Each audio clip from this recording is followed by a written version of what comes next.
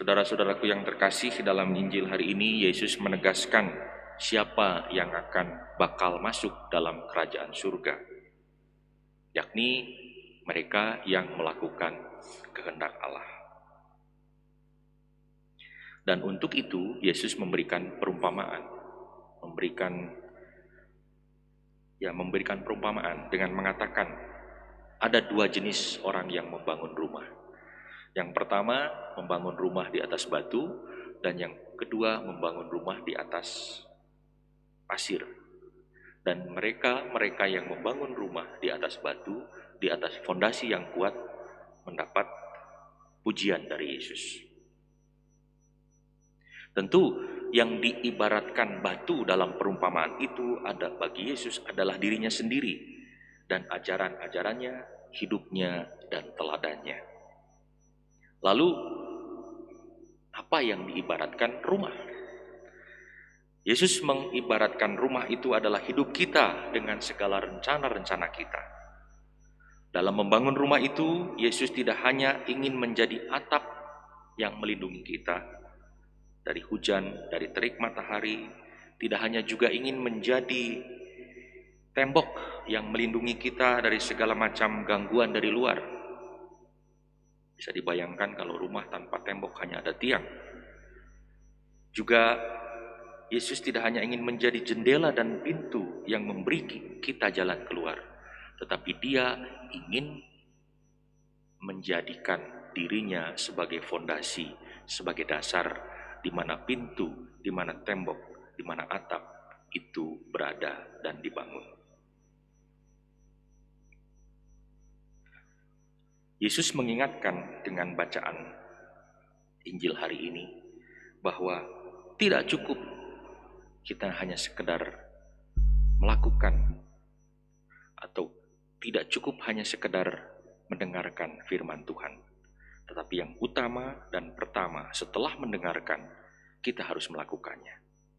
Memang kita juga perlu mendengarkan. 2 hari yang lalu kita diajak dalam bacaan 2 hari yang lalu bahwa iman datang dari pendengaran, maka harus ada yang mewartakan. Dan hari ini apa yang sudah didengar itu harus dilakukan dalam kehidupan kita. Ada satu kisah lucu yang menarik.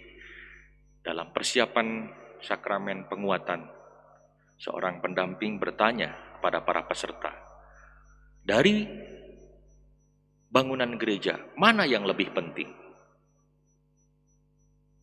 Ada yang mengatakan bagian altar, karena di altarlah terjadi perubahan dari anggur dan hosti menjadi tubuh dan darah Kristus. Konsekrasi terjadi di situ.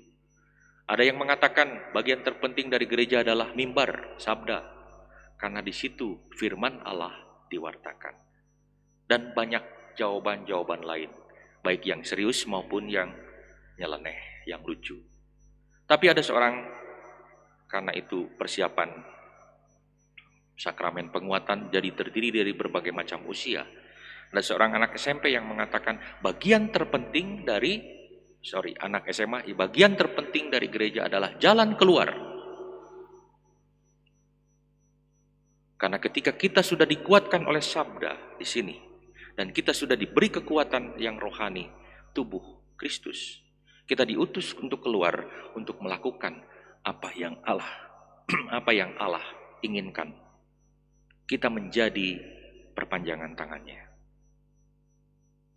Saudara-saudaraku yang terkasih, memasuki masa Advent, kita diajak untuk kembali melakukan apa yang Allah perintahkan dalam hidup kita. Maka pertanyaan kita sebagai renungan, sebagai refleksi kita, sebagai bahan refleksi kita, apa yang menjadi fondasi dalam hidup kita? Tuhankah? Atau adakah yang lain?